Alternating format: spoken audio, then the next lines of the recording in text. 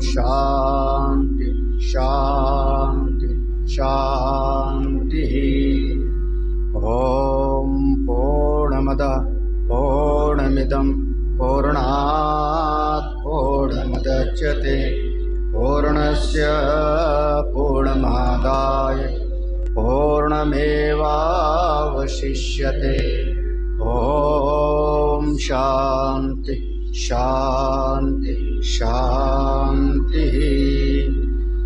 ओम ईशावास्यमिदं सर्वं यत् किंच जगत्यां जगत् तेन त्यक्तेन भुञ्जीथा मा कृधा कस्यचिद्धनं कुर्वन्नेवेह कर्माणि जिजीविषे शतं समाः। एवं त्वयि नान्यथेतोऽस्ति न कर्म लिप्यते नरे। असुर्या नाम ते लोका अन्धेन तमसा वृता तांस्ते प्रेत्याभिगच्छन्ति एके चात्मनो जना। अनेजदेकं मनसो जवीयो नैन देवायाप्नुवन् पूर्वमर्षत् तद्धावतोऽन्यानद्येति तिष्ठत् तस्मिन्नपो मातरिश्वा दधाति तदेजति तन्नयजति तद्दूरे तदवन्तिके तद्वन्तरस्य सर्वस्य तदु सर्वस्यस्य बाह्यतः यस्तु सर्वाणि भूतानि आत्मन्येवानुपश्यन्ति सर्वभूतेषु चात्मानं ततो न विजुगुप्सते। यस्मिन् सर्वाणि भूतानि आत्मैवाभूद्विजानत तत्र को मोहः कः शोकः एकत्वमनुपश्यत। सपर्यगाशोक्रमकायमव्रणम् अस्नाविरं शोद्धमपापविद्धं कविर्मनीषी पर्यो स्वयंभू याथा तथ्योर्थान् व्यदधा शाश्वतीभ्यः समाभ्यः। अन्धं तमः प्रविशन्ति ये विद्यामुपासते ततो भूय इव ते तमो यावो विद्याया गुम्रताः। अन्यदेवाहुरविद्या अन्नदाहुरविद्यया इति श्रोत्रमधीराणाम् येनस्तद्विचक्षिरे विद्यां च यस्तद्वेदो भयं सः अविद्यया मृत्युं तीर्त्वा विद्ययामृतमश्नुते। अन्धं तमः प्रविशन्ति ये सम्भूतिमुपासते ततो भूय इव ते तमो यावु सम्भूत्या गुम्रताः। अन्यदाहुरसम्भवात् इति श्रोत्रमधीराणाम् येनस्तद्विचक्षिरे सम्भूतिं च विनाशं च यस्तद्भेदो भयं सः सम्भूत्यामृतमश्नुते। हिरण्मयेन पात्रेण सत्यस्य पिहितं मुखं तत्त्वं पोषन्नपावृणु सत्यधर्माय दृष्टये। पोषन्नेकर्षेयं सूर्य प्राजापत्यविवरश्मिन् समो तद्रूपं मणतमं पश्यामि स्योऽहमस्मि यौवसावसौ पुरुषा सोऽहमस्मि। ओके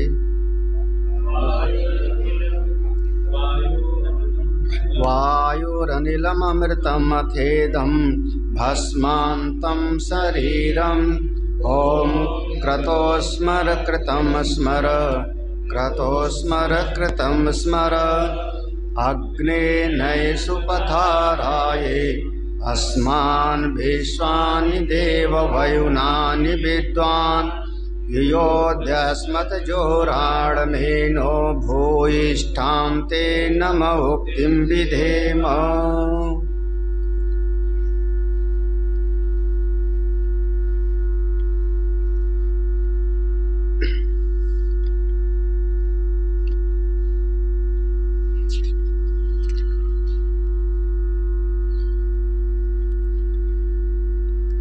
यहाँ से है अविद्यया मृत्युम तीर्त्वा विद्यया मृतम अश्नुते।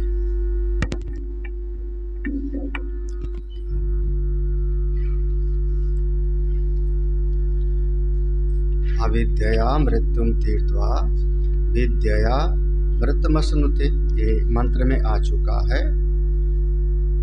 अविद्या कर्म से मृत्यु को पार करके विद्या उपासना के द्वारा अमृतत्व की प्राप्ति हो जाती है। और फिर कहा था विनाशेन मृत्युम तीर्त्वा संभूत्या अमृतम अश्नुते। विनाशेन माने व्यक्त की उपासना से इस मर्त्य लोक पर विजय प्राप्त करके असंभूत्या अव्यक्त की उपासना से अमृतत्व को प्राप्त कर लेता है। इति श्रुत्वा केचित् संशयं कुर्वन्ति, ऐसा सुनने पर कुछ लोग संशय करते हैं। तन्निराकरणार्थम संक्षेप्तो विचारणाम करिष्यामः।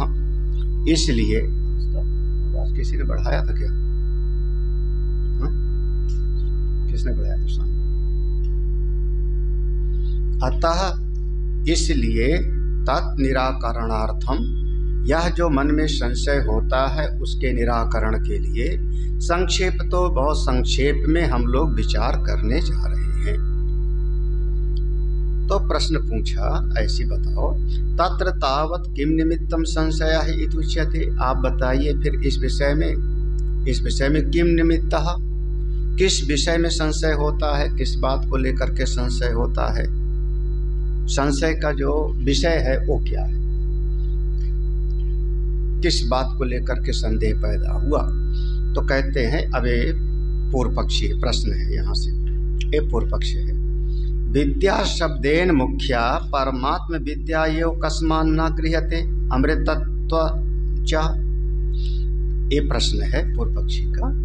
विद्या शब्देन, जो इस उपनिषद में विद्या शब्द आया है, विद्या मृतम अश्नुते, तो विद्या शब्द आया है तो उस विद्या शब्द से आपने यहाँ उपासना लिया था इस उपनिषद में।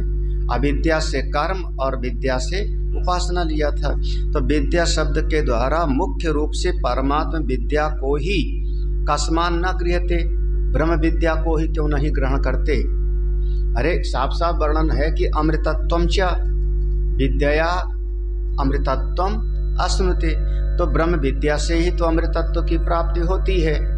ये प्रश्न है, उत्तर नहीं है। तो उस विद्या शब्द से मुख्य परमात्म विद्या को ही क्यों नहीं ग्रहण करते, क्योंकि अमृतत्व की प्राप्ति रूपी फल का भी प्रतिपादन यहाँ पर किया गया है।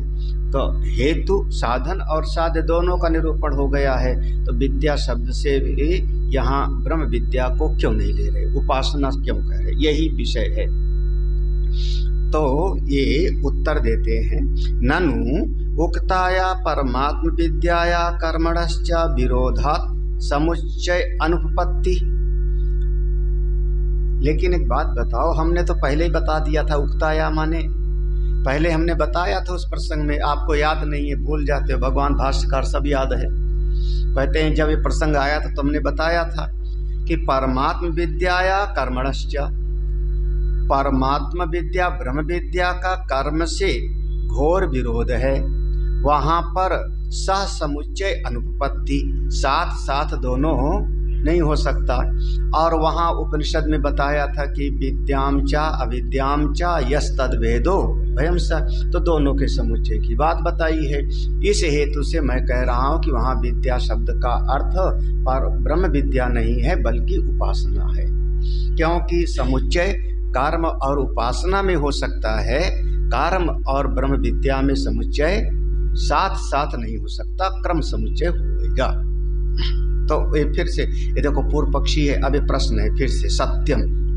ये सत्यम जो है ना, ये मतलब प्रश्न करने वाला अपनी बात को पक्का कर रहा है और लंबा चौड़ा कर रहा है। सत्यम, आप जो कह रहे हो ठीक है, आप जो कह रहे हो ठीक है ना। विरोधस्तु ना अवगम्यते विरोध अविरोधयो शास्त्र प्रमाणकत्वात् यथा, देखो ये सूत्र है आगे का इसका कहने का, विरोधस्तु ना अवगम्यते विरोध अविरोधयो शास्त्र प्रमाणकत्वात्।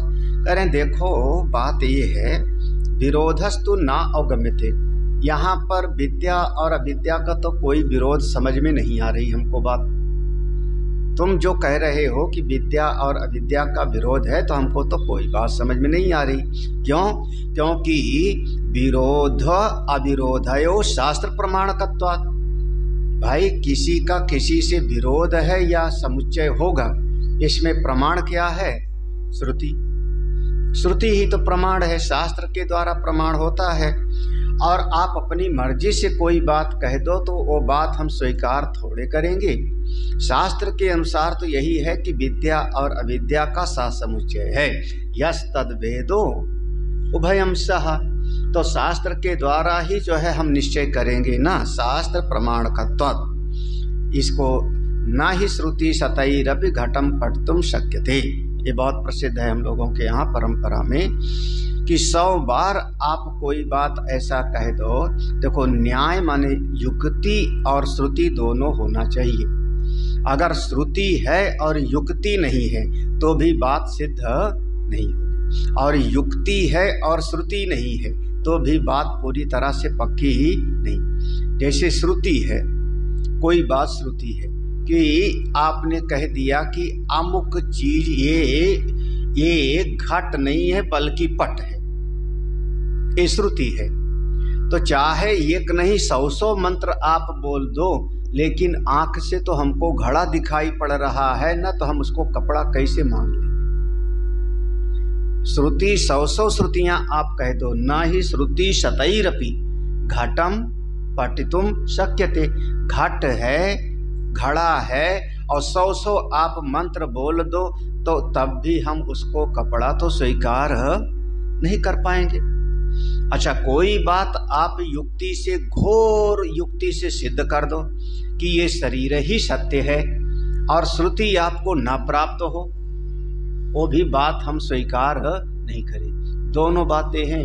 तो हमको श्रुति, युक्ति और अनुभूति, हमने एक आध बार पढ़ाया है, ये तीनों का संयोग होना चाहिए। श्रुति, युक्ति और अनुभूति, जब तीनों मिल जाता है तब हम उसको स्वीकार करते। भगवान जब कभी कोई भगवान भाष्यकार चर्चा करेंगे भाष्य में तो श्रुति, युक्ति और अनुभूति तीनों शब्द को लाएंगे। तो ये पूछने वाला कह रहा है किसी चीज का किसी से विरोध है कि अविरोध है, इसमें शास्त्र ही तो प्रमाण है। मतलब श्रुति प्रमाण को पक्का मान रहा है और युक्ति को किनारे कर दे रहा है। युक्ति भी हमारे लिए बहुत एक मायने रखता है। देखो क्या करें, यथा जैसे विद्या अनुष्ठानम विद्या उपासनम च शास्त्र प्रमाणकम तथा तद विरोध अविरोधौ अपि। कह रहे हैं भाई जैसे विद्या के अनुष्ठान में, विद्या अनुष्ठान माने यहाँ पर यथा यहाँ यथा धन अविद्या अनुष्ठान, अनुष्ठान है ना, अनुष्ठान किसका करेंगे हम? कर्म का। और विद्या उपासना, विद्या माने उपासना। तो जैसे हम अविद्या के अनुष्ठान में, कर्म के अनुष्ठान में, और विद्या माने उपासना, उपासना के करने में हम शास्त्र को प्रमाण मानते हैं, उसी प्रकार से इन दोनों का विरोध है कि अविरोध है, इसमें भी हमको शास्त्र की बात ही माननी चाहिए। तद विरोध अविरोधो अपि। और शास्त्र ने कह दिया है कि यस्तद वेदो उभयम स। तो एक इसका पक्का वही है कि भाई शास्त्र ने कह दिया है कि जैसे कर्म के अनुष्ठान की बात है तो उसमें आपने श्रुति को प्रमाण माना, उपासना करना है कि सूर्य देवता की उपासना करो तो उसमें भी आपने श्रुति को प्रमाण माना। तो इनका दोनों का विरोध है कि अविरोध है, इसको भी श्रुति प्रमाण से ही आप पक्का करो, श्रुति प्रमाण से पक्का करो। हाँ। तो देखो क्या कहते, अब एक पुराना दृष्टांत ले आता है। यथा चा न हिंस्यात् सर्वभूतानि इति शास्त्राद् अवगतम पुनः शास्त्रेण एव बाध्यते अध्वरे पशुम हिंस्याद् इति एवं विद्या अविद्ययोरपि स्यात् विद्या कर्मणो समुच्चय। अरे जैसे देखो वेद में ऐसा वर्णन है, क्या वेद में वर्णन है? ना हिंस्यात् सर्वभूतानि, किसी भी प्राणी की हिंसा मत करो, ऐसा वेद में वर्णन है। शास्त्र अवगतम, शास्त्र के द्वारा श्रुति के द्वारा हमने जाना।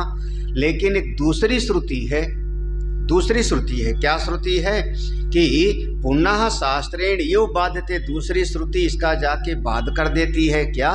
अध्वरे पशुम हिंस्यात्। अध्वरे माने जब यज्ञ करने का समय आवे तो वहाँ पर जैसी यज्ञ की विधि है अगर उसमें थोड़ी हिंसा होती है तो उसमें कोई दोष नहीं। तो पहली वाली श्रुति थी कि माँ हिंस्यात् सर्वभूता नाम, किसी भी प्राणी की हिंसा मत करो।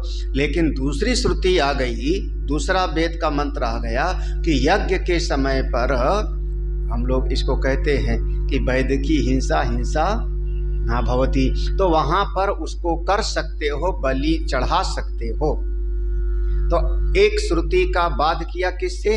दूसरी श्रुति से, यही है ना, एक श्रुति का बाध किया दूसरी श्रुति से। तो ऐसे श्रुति के द्वारा ही आप पक्का करो कि विद्या और अविद्या का विरोध है, श्रुति के द्वारा सिद्ध करो। आपने युक्ति बहुत दे दिया, युक्ति को हम पक्का नहीं मानेंगे। विद्या और अविद्या का विरोध है, इस बात को श्रुति के द्वारा सिद्ध करो, ये इसका कहने वाला है। क्योंकि श्रुति ने कह दिया है कि विद्या और अविद्या दोनों का समुच्चय होना चाहिए।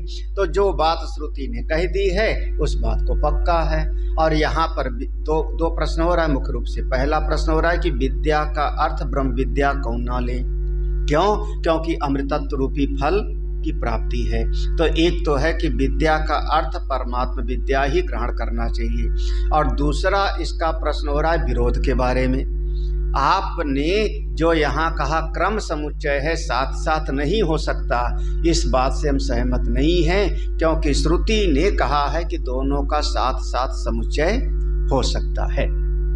तो उसी बात को विद्या कर्मणोश्च समुच्चया, देखो स्पष्ट कह दिया, एवं विद्या अविद्ययोरपि, इस प्रकार से विद्या और अविद्या में भी होना चाहिए श्रुति प्रमाण के द्वारा। तो मैं कह रहा हूं कि विद्या कर्मणोश्च, देखो पहले शब्द दिया विद्या और अविद्या की जगह पर प्रयोग कर दिया कर्मण। तो यहाँ पर उपासना कर्मणों नहीं कहा है, उपासना कह देते ना तो हम तो सहमत हो जाते। तो विद्या माने ब्रह्म विद्या, तो अकर्मणश्च अविद्या के लिए, तो विद्या कर्मणों समुच्चया, इसलिए विद्या और कर्म में समुच्चय होना चाहिए। देखो ये बात पक्की, इसने ये प्रश्न, अब इसके बाद जो है उत्तर है। उत्तर क्या है? देखो तुमने सुना नहीं है, चलो दूसरे उपनिषद की बात बता देते हैं। वहाँ विद्या विद्या का विरोध बताया है। आपने यही कहा ना कि श्रुति के एक दिन और हमने सुनाया था कि जैसे जिस जहर को जहर काटता है, लोहे को लोहा काटता है ना। हमने दृष्टांत दिया था उस दिन विवाह का। अगर विवाह आपने शादी में कोर्ट मैरिज जाके किया है रजिस्ट्रार के सामने, तो घर में कहने से आपका छुटकारा नहीं होगा।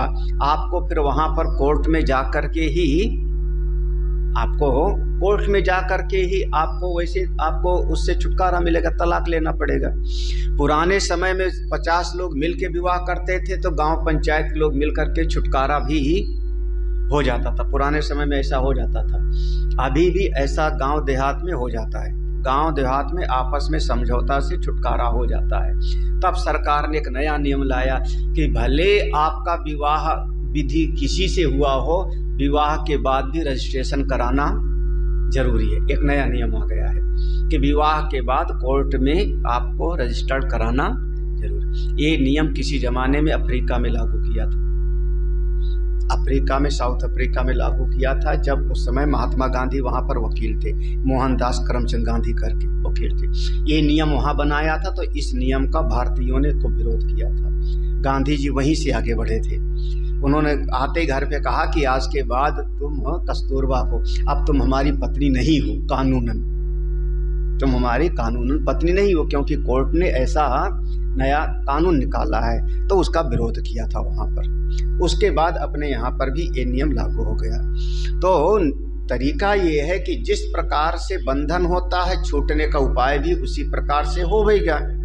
तो अगर यहाँ पर श्रुति प्रमाण की बात आ रही, तो श्रुति प्रमाण से भी आप उस बात का कहिए कि यहाँ विद्या और अविद्या का विरोध। तो देखो श्रुति प्रमाण ले लो, आपको श्रुति प्रमाण चाहिए ना, लो।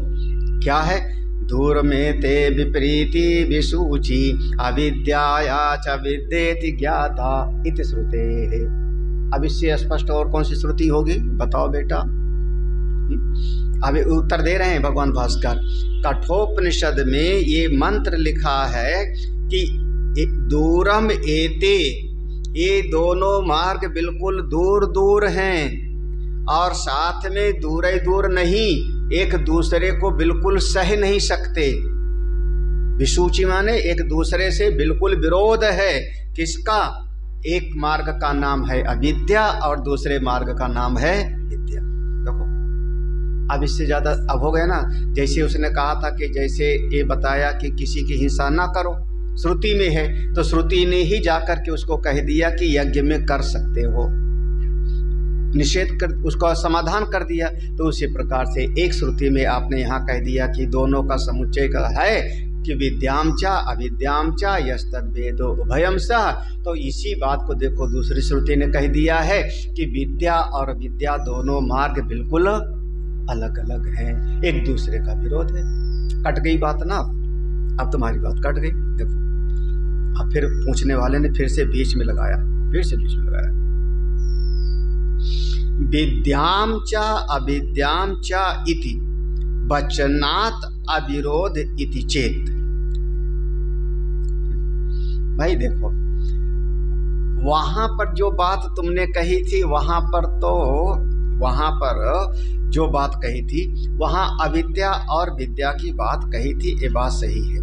लेकिन यहाँ पर जो ये प्रसंग है इस उपनिषद में विद्याम च अविद्याम च बिल्कुल ऐसा स्पष्ट है। विद्याम च अविद्याम च यस्तद भेदो उभयम सह।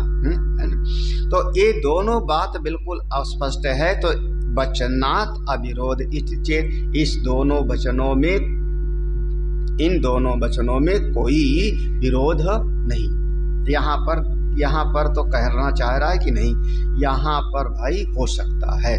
अब इसको थोड़ा सा विचार करके समझ लेना। तो भगवान भास्कर उत्तर देते हैं। अब इसमें युक्ति है। ऊपर श्रुति से खंडन किया है, अब आगे युक्ति से खंडन कर रहे हैं। श्रुति और युक्ति। आगे देखो युक्ति क्या देते ना, ऐसी बात सही नहीं है। हेतु स्वरूप फल विरोधात्, लो ये युक्ति हो गई। विद्या का हेतु अलग है, अविद्या का हेतु अलग है। विद्या का फल अलग है और अविद्या का फल अलग है।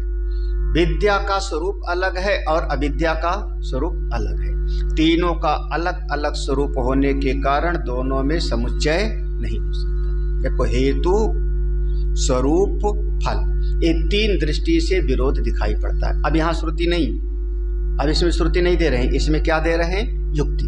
श्रुति वाला तो ऊपर दे दिया कठोपनिषद में, लेकिन वो कह रहा है नहीं, ये उपनिषद में तो साफ साफ वर्णन है कि दोनों में अविरोध है। तो अब इसको युक्ति से भी ले लो। श्रुति, युक्ति, न्याय। क्या है युक्ति? कि हेतु।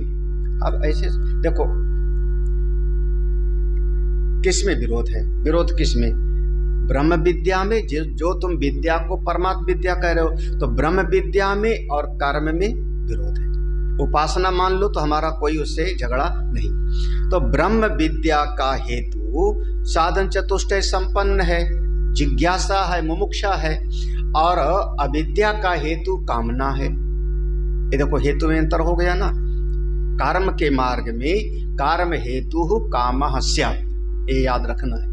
कर्म हेतु कामः स्यात्, कर्म का हेतु कामना होता है। तो कर्म का हेतु कामना होगी और ब्रह्म विद्या का हेतु कौन हो गया? जिज्ञासा, श्रवण मनन और निधिध्यासन, साधन चतुष्टय संपन्न। तो दोनों का हेतु अलग हो गया।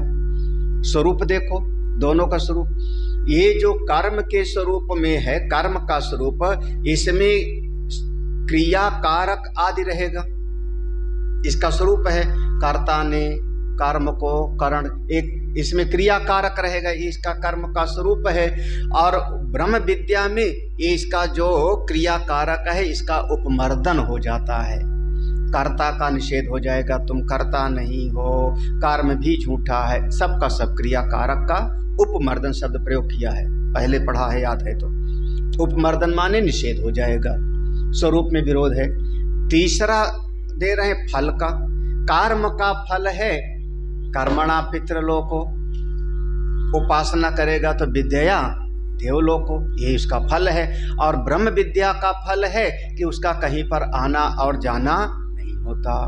न तस्य प्राणा उत्क्रामंती, उसकी कोई गति नहीं होती, कहीं जाना आना नहीं पड़ता। यही उत्तैर्जिता सर्गः, यहीं पर रहते रहते वो जीवन मुक्ति का आनंद प्राप्त कर लेता है। तो तीन दृष्टि से विरोध है, तो कैसे ये कर सकते हो? कर्म का ब्रह्म विद्या से तीन दृष्टि से विरोध है। हेतु अलग अलग, स्वरूप अलग अलग, और फल भी बिल्कुल अलग, इसलिए दोनों में साथ साथ नहीं हो सकता। अब इसी का विस्तार है आगे अब इसका विस्तार देते हैं। कह रहे हैं, ये थोड़ा सा बहुत ध्यान से समझना है। विद्या अविद्या विरोध अविरोधयोः विकल्प असंभवात् समुच्चय विधानात् अविरोध एवेति चेति। वाह वाह, अभी फिर से पूछने वाले ने कहा, एक लाइन में तू उत्तर दे दिया था युक्ति का, लेकिन अब फिर से जो है ये पूछने वाले ने पूछा। देखो विद्या और अविद्या, यहाँ विद्या मतलब हाँ, हम उपासना कहते हैं, ये पूछने वाला विद्या का अर्थ ब्रह्म विद्या ले रहा है, तभी यहाँ पर लड़ाई है। ये झगड़ा समझ रहे हो ना? ये पूछने वाला जो पूछ रहा है वो विद्या शब्द का अर्थ यहाँ पे ब्रह्म ज्ञान ले रहा है, और हम उसको ले रहे हैं विद्या का अर्थ उपासना। उपासना और कर्म ले लो तो समस्या खत्म है।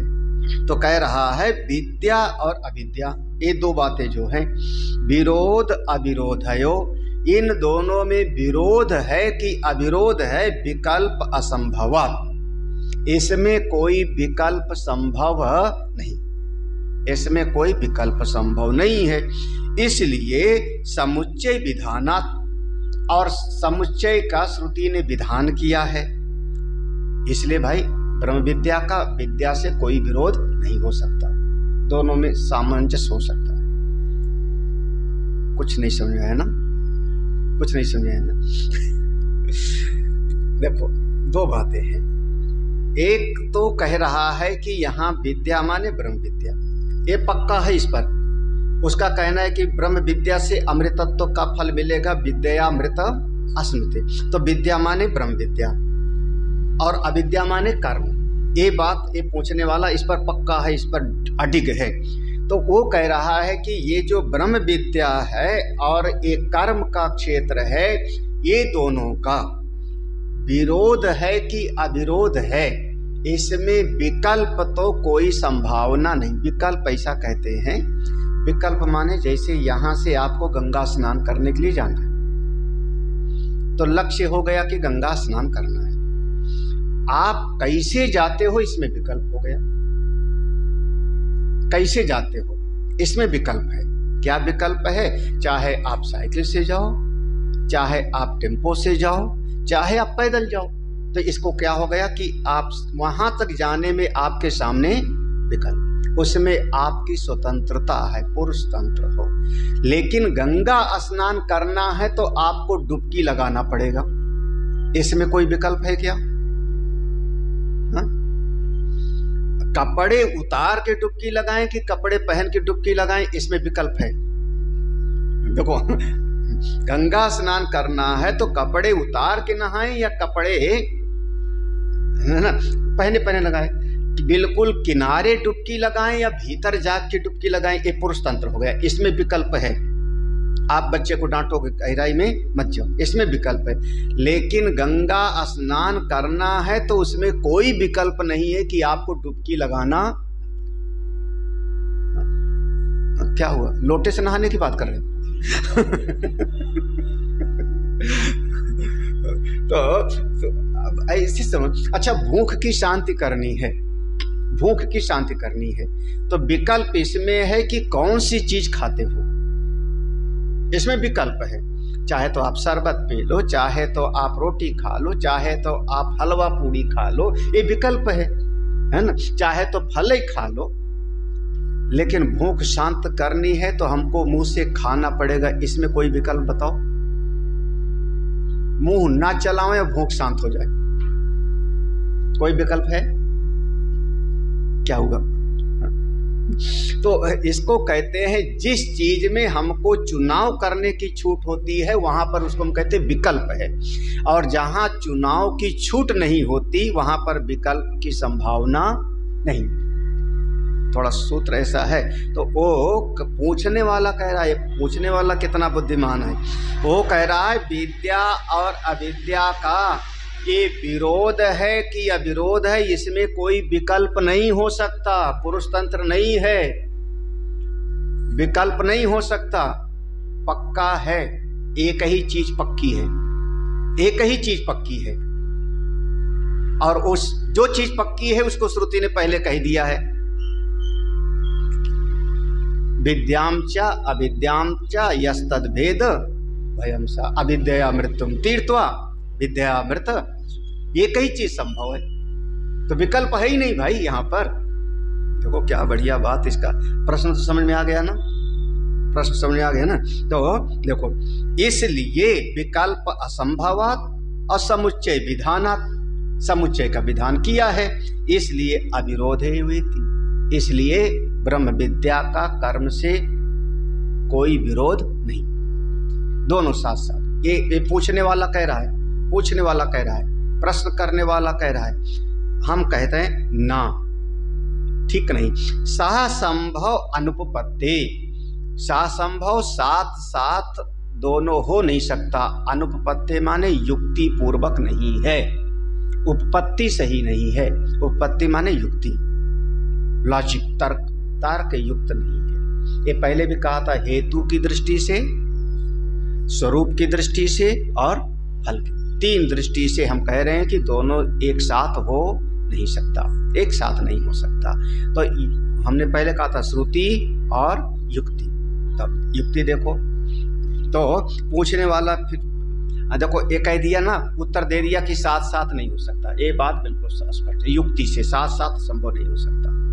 हाँ, सब ठठाप पुलाव गालू ये दोनों एक साथ साथ नहीं हो सकता, तो कर्म और ब्रह्म ज्ञान दोनों एक साथ साथ नहीं हो सकता। पूछने वाले ने फिर कहा, हाँ तो प्रश्न ही है, प्रश्न उत्तर है, क्रमेण एक आश्रय स्याताम विद्या अविद्ये इति चेत। अच्छा एक बात बताओ, चलो इतना हम मान लेते हैं कि साथ साथ ये दोनों नहीं होंगे, साथ साथ नहीं होंगे, तो ये विद्या और अविद्या दोनों क्रिया है ना भाई। कर्म करोगे तो क्रिया है, तो क्रिया करने के लिए आपको शरीर से बाहर जाना होगा, पांव से चलोगे, हाथ से क्रिया करोगे, वाणी से बोलोगे, यही तो।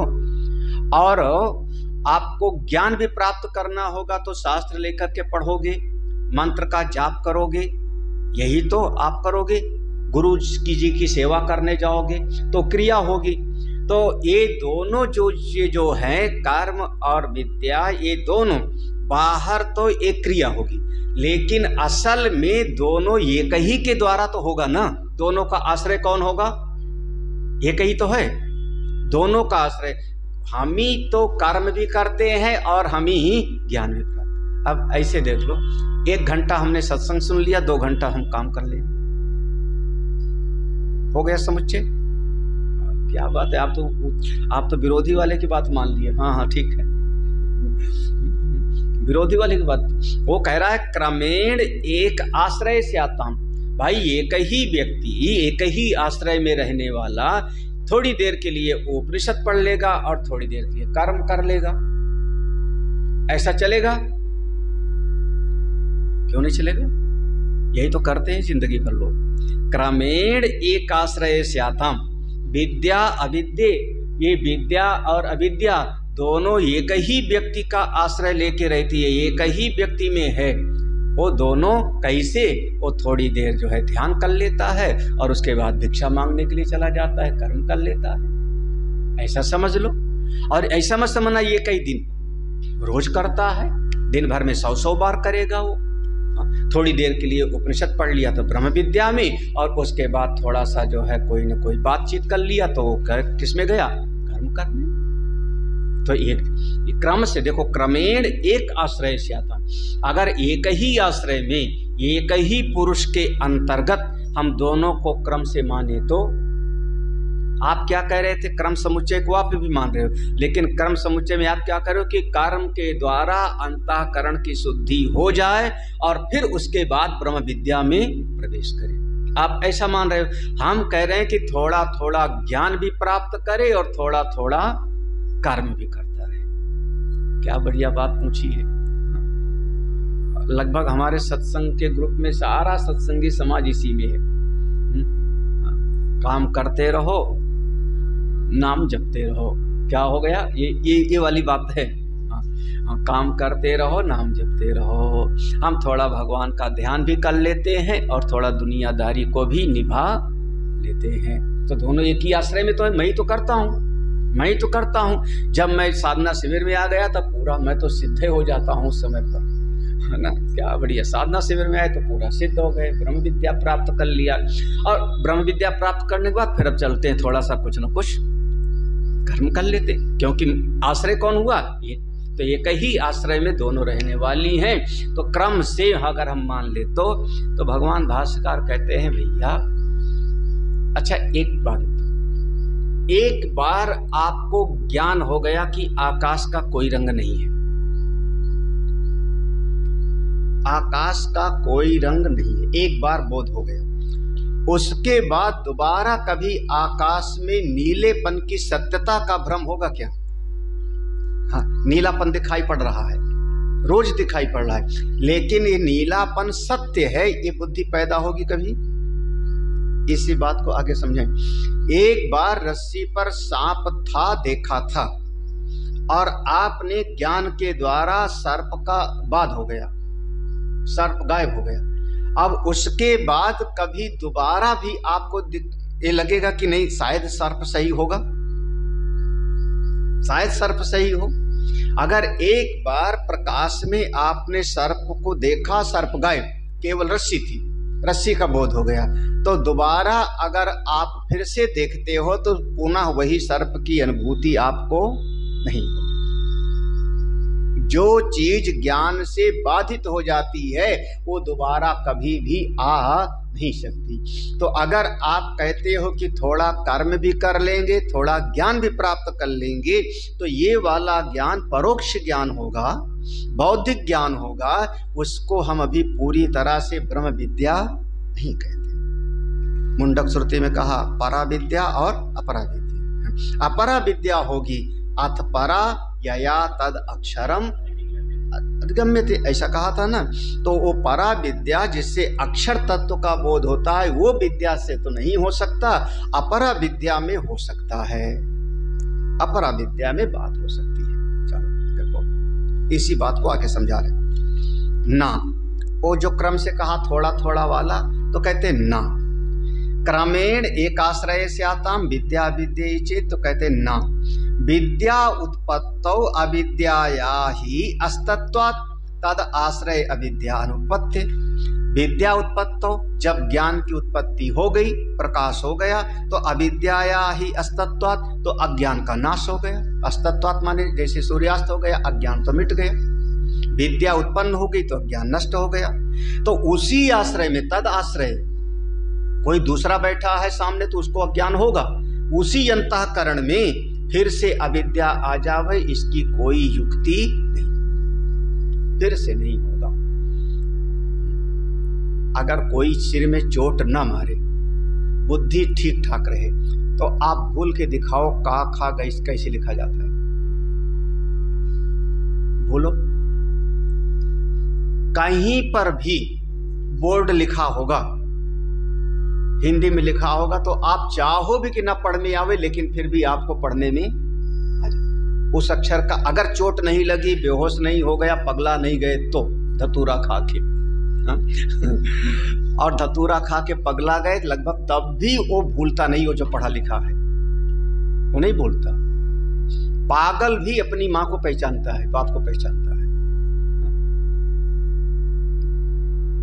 फिर से उस अक्षर का अज्ञान होगा। एक बार वो अक्षर का ज्ञान हो गया, फिर से उसी अक्षर का ज्ञान होगा आपको। हमारे स्वामी जी को उड़िया में लिखा हुआ दे दो, गोल गोल जलेबी जैसा, हमको कुछ नहीं समझ में आता, और बोर्ड तो तुरंत समझ में आ जाता होगा फटाफट। हमको गुजराती आती है, थोड़ा थोड़ा पढ़ लेते थे, गुजराती में हमने पढ़ा, बंगला में हमने किताब पढ़ी, बंगला भी थोड़ा थोड़ा पढ़ लेता था, और बंगला और असमिया मिलता जुलता है, बहुत कुछ मिलता जुलता है।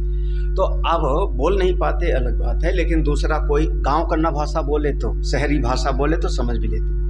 गांव वाली हिंदी नहीं समझ में आती कभी कभी, तो हरियाणा की, तो वो अगर बोर्ड कहीं बंगला में भी लिखा है, गुजराती में भी बोर्ड लिखा है, मैं इसको लगा के समझ लेता हूँ क्या इसका ये अर्थ है। क्यों? क्योंकि एक बार हमने उसको समझ लिया। अब देखो वही चीज कह रहे, विद्या उत्पत्तो, एक बार ज्ञान की उत्पत्ति हो गई आपके अंतःकरण में, तो अविद्याया ही अस्तित्वात्, भीतर में उस चीज का अज्ञान चला गया, अज्ञान मिट गया, तो उसी आश्रय में, तद आश्रय, उसी अंतःकरण में अविद्या अनुपपत्ते, उसी अंतःकरण में अब अज्ञान दोबारा तुम्हारे नहीं आ सकता। ये है, ऐसी चीज है। अब दृष्टांत धड़ाधड़ ले लो। अब आगे दृष्टांत देते, नाहि अग्नि उष्णः प्रकाशः चेति विज्ञान उत्पत्तो यस्मिन् आश्रये तद उत्पन्नम तस्मिन् एव आश्रये शीतो अग्नि अप्रकाशो वे वा अप्रकाशो वा इति अविद्याया उत्पत्ति नापि संशयो अज्ञानम वा यस्मिन् सर्वाणि भूतानि आत्मैवाभूत विजानतः तत्र को मोहा का शोका इत्कत्वम अनुपश्यता इति शोक मोहादि असंभव श्रुते। देखो, ना ही अग्नि उष्णः प्रकाशः च इति विज्ञान उत्पत्तो, विज्ञान उत्पत्तो, अब ए ना को बाद में ले आना, फिर से ना को बाद में ले आना। ही माने क्योंकि, ही धन अग्नि उष्णः, क्योंकि एक बार आपको अनुभव हो गया कि अग्नि गर्म है। जिसको ना अनुभव हो हाथ लगा के देख लेना, हाथ लगा के देख लेना, पता लग जाएगा, छुआ लेना हाथ। तो अग्नि उष्णा, एक बार आपका अनुभव हो गया कि अग्नि गर्म है। प्रकाशा इति, और अग्नि जहां होगी वहां प्रकाश होगा। एक बार आपको अनुभव हो गया विज्ञान उत्पत्ति। तो यस्मिन आश्रय तद उत्पन्नम, जिस अंतःकरण में ज्ञान पैदा हो गया कि अग्नि प्रकाश वाली होती है और गर्म होती है, तस्मिन एव आश्रय, उसी अंतःकरण में कोई 10 बार कहे कि अग्नि शीतः, अग्नि ठंडी होती है, अग्नि अप्रकाशा वा, अग्नि में अंधकार होता है, आप कोई मानोगे? एक बार ज्ञान हो जाए तो, जिसको बच्चे को नहीं पता है तो बच्चा दीपक पकड़ने जाता है, ये कई बार होता है अनुभव। हाँ, बच्चा दीपक पकड़ने गया और जल गया, उसके बाद महाराज अब उसी बच्चे का हाथ पकड़ के उसकी बहन दीपक की तरफ ले जाए, चल छू छू छू, तो इसे खींचेगा ना। हाँ, बिल्कुल। क्यों? क्योंकि एक बार अनुभव हो चुका है कि अग्नि को हम छुएंगे, दीपक को छुएंगे तो हम जल जाते हैं। अब इस अनुभव को कोई भी काट नहीं सकता। तो अग्नि प्रकाश वाली है, अग्नि गर्म है।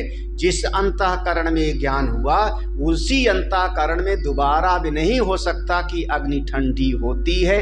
कोई लाख तर्क देवे। अब यहाँ देखना, यहाँ युक्ति भी है और अनुभव भी है।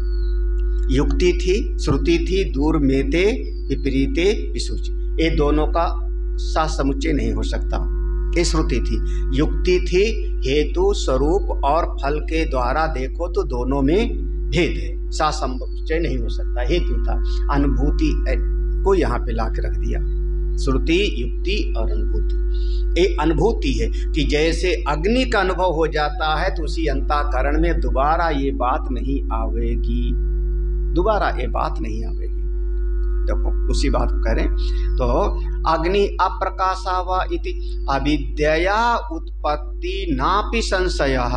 तो इस प्रकार से अब दोबारा उसके अंतःकरण में ऐसा अज्ञान कभी नहीं पैदा होगा कि अग्नि ठंडी है या अग्नि जो है शीतल है।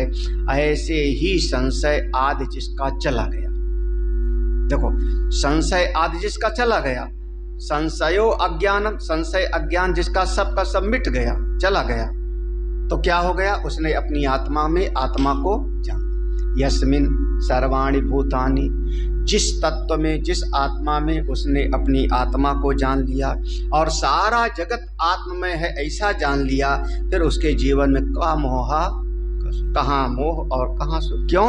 एकत्वम, ये हेतु है। एकत्वम अनुपश्यता, ये हेतु है। ये हेतु है, ये हेतु है शोक मोह की निवृत्ति का। शोक और मोह की निवृत्ति फल है। एकत्वम अनुपश्यता है, ये हेतु है।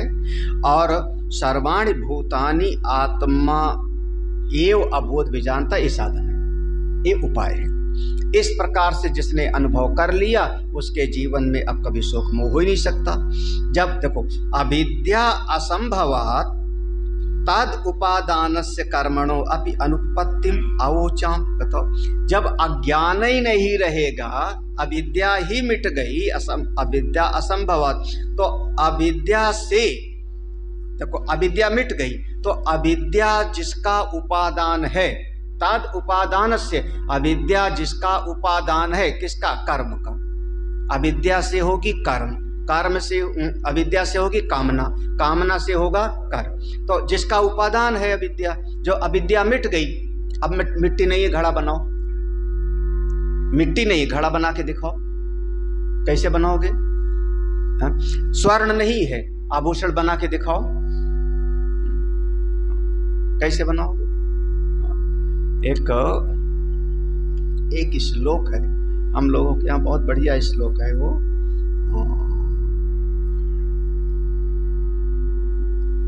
है कौन सा? रेगिस्तान में स्नान करके जो है वो शश श्रृंग धरः खम पुष्प स्नाता, ऐसे श्लोक आपको श्लोक बाद में याद दिखा देंगे। उसमें ऐसा है कि एक ऐसा बेटा है जो गंधर्व नगर से आया है। हाँ, पूरा श्लोक है। तो गंधर्व नगर से आया, बोले ये देखो सामने आ रहा है, बहुत सुंदर सा लड़का आ रहा है। बोले कहां से? गंधर्व नगर से आ रहा है। नहाया हुआ है कि नहीं? नहाया है कि नहीं? बोले हाँ, मृग मरीचिका के जल में स्नान करके आया है। खम पुष्प स्नात, अच्छा कुछ श्रृंगार वगैरह करके आ रहा है कि वैसे? बोले श्रृंगार करके आ रहा है। कैसे? तो बोला आकाश कुसुम से श्रृंगार करके आ रहा है, आकाश पुष्प से श्रृंगार कर रहे हैं। अरे खाली हाथ आ रहा है कि कुछ और? बोले हाँ, सस श्रृंग धरहा एष वा पुत्रो आता है, ये देखो ये बेटा आ रहा है। कौन है? बोले खरगोश के सिर के सींग का धनुष लिए हुए है। हाँ, गंधर्व नगर से आया हुआ, एष वा बंध्या पुत्रो आयाता सस श्रृंग धरहा, ये देखो आ रहा है हाथ में धनुष बाण लिए हुए, खरगोश के सिर के सींग का धनुष बाण लेके मृग मरीचिका के जल में स्नान करके अब तुम ढूंढ रहे हो, वहां पर श्लोक ढूंढ रहे हो। ये गूगल तो मुसीबत है। तो भाई अब देखो, एक बार अविद्या हो गई तो एक बार अविद्या चली गई तो अविद्या से कामना और कर्म कहाँ से पैदा होगा? वही कह रहे हैं, अविद्या असंभवत तद उपादानस कर्मणो अपि अनुपत्ति।